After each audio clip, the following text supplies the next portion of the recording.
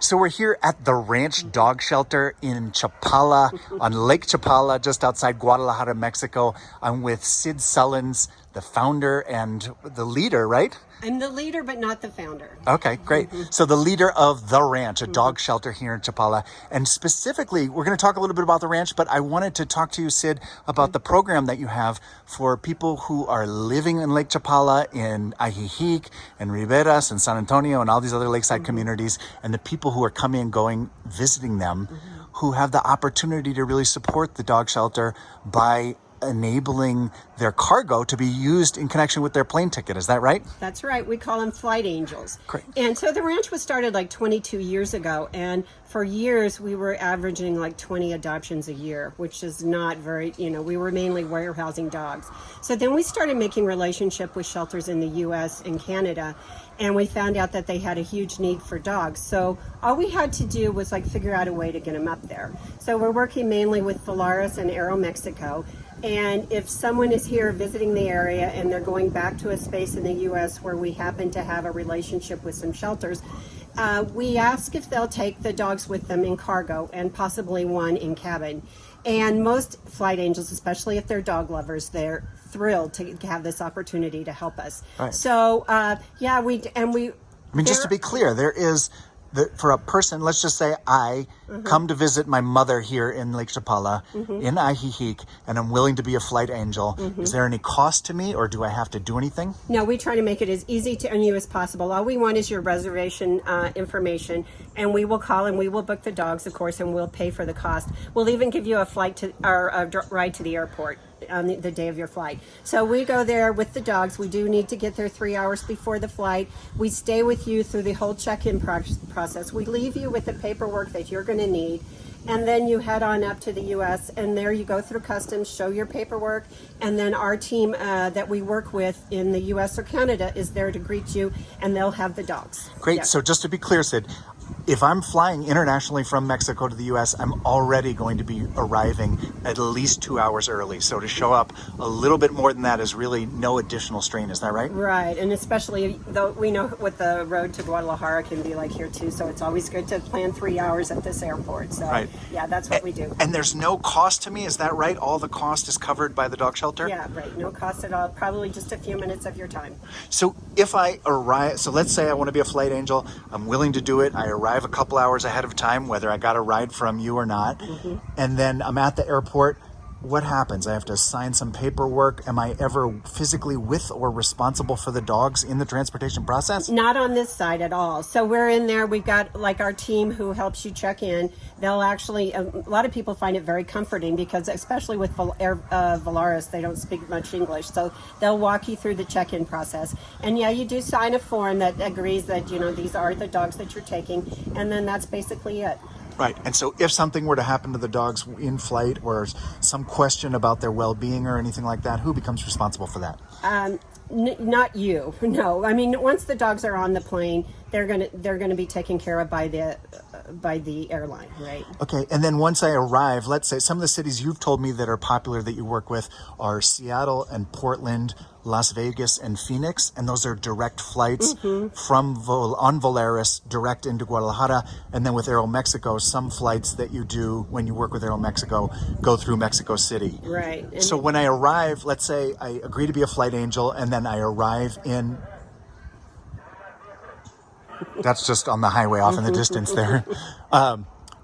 I arrive in Seattle and I've got a couple of dogs that are flying with me or flying as my cargo. What happens when I arrive? Well, once you go through in customs and you show them, the agent, your paperwork, he'll go ahead and radio for those dogs to be released, and they'll be released at the front of the airport where actually our rescue team is working.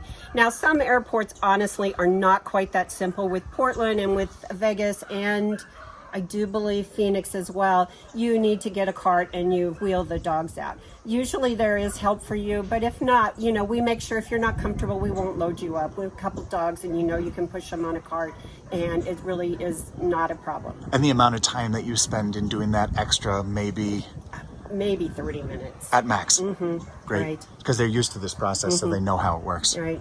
Great. And then tell me a little bit about the dog shelter here. I mean, some people, I can imagine I had a question, I can imagine others do. Why is it worth the resources, or why is it important, or why is it that you are shipping street dogs from Mexico up to the U.S.? Well, basically because there's a need. And not all through the U.S. is there a need. Some places have their own shelters, and there's a high kill rate, and obviously those dogs are getting placed. Local dogs are getting placed there as much as they can.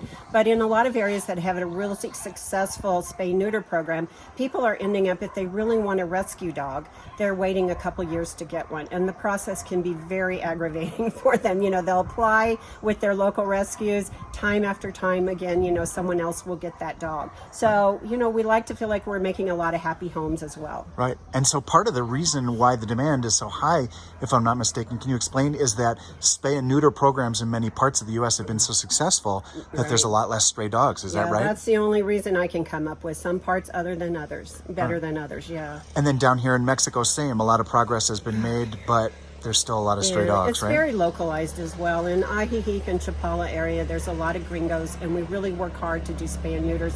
I mean, you go 20 miles out of town and you'll end up at a village that doesn't even have a vet. So then they're not nearly successful with spay and neuters. So always demand here. Great. So for folks who are interested in supporting the shelter and can't be flight angels or may never even visit Mexico, let alone Lake Chapala, what are some other ways that they can support the ranch and the work that you're doing here? Well, the easy answer is money, of course. I mean, there never seems to be enough.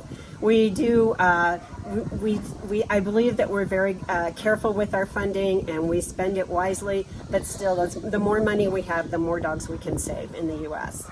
And Canada. We can get them up there where they need to be. Right. And then for people in this area, residents of Lake Chapala area who are interested in learning more, what are some ways in which people can support you, if not financially? Okay. Well, we always love to have people attend our fundraisers. That's always a good event.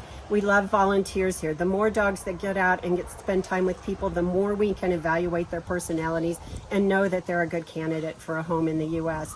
And we need help at adoption events, or because we try to do an adoption day once a month, and I mean, just so many ways. And it doesn't really matter your physical ability. If you're strong and you want to walk a bunch of big dogs, this is a great place for you. If you're not so strong and you just want to love on some seniors, we've got some dogs here too. If you're super impatient, we've got super patient, we've got some puppies that they need lots of love as well. So. And part of that process is socializing dogs that then become more familiar with being with humans in a way that helps them to become adoptees. Is that right? Right. And we would never send a dog that we didn't feel 100% comfortable with.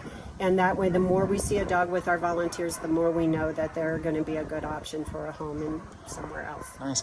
Sid, I'm curious, given the work that you do and how many dogs you've worked with, what do you feel like you've learned, or what you know about dogs as a creature, as a species, that you've learned throughout the work that you've done? Well, first of all, they are amazing. Some dogs have such an amount to forgive. No matter what horrible things happen to them, they can come here, and with just a little bit of patience and a little kindness, they can forgive so easily and let things go in the past. Others, they do get traumatized, and it's a challenge, but it always amazes me. Sometimes the ones that come in here that are in the saddest condition turn out to be the best, most loyal pets. Awesome. So we'll go up into the shelter and you can show me a little bit of the facilities so people can have a sense of what's going on here. But I want to encourage dog lovers and people who are animal lovers, especially here along Lake Chapala. There are many ways you can support the dog ranch, and the Flight Angels program is one. But there's also just an opportunity to be around dogs if you personally are not able to, would like to be around dogs but aren't able to have one or make that commitment. There are other ways to support the ranch. So we'll take a walk up there, but... I do have one thing to say, Great. And I notice this all the time as I'm driving along that busy carretera. It's like so many people are running and jogging for exercise there. I think, why, when you could come up here in this gorgeous space, walk some dogs, have a beautiful place to get your exercise, and actually benefit these animals as well. Right, and so just to give some sense of the place, we're just here on the outskirts of the city of Chapala.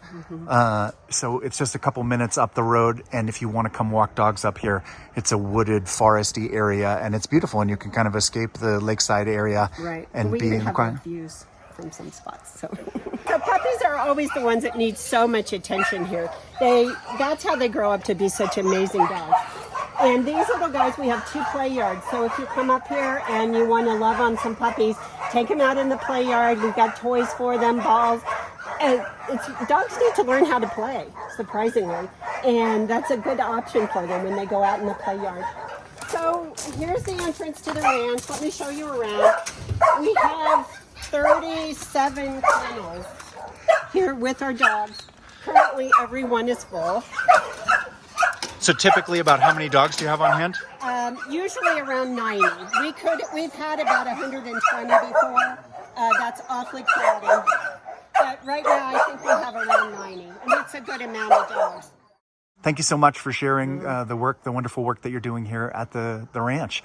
And I hope that people can at least have a greater familiarity with the Flight Angels program so that they and or their family and friends who are visiting can so easily contribute in such a meaningful way to the support of this great organization. Oh, thank you for the opportunity.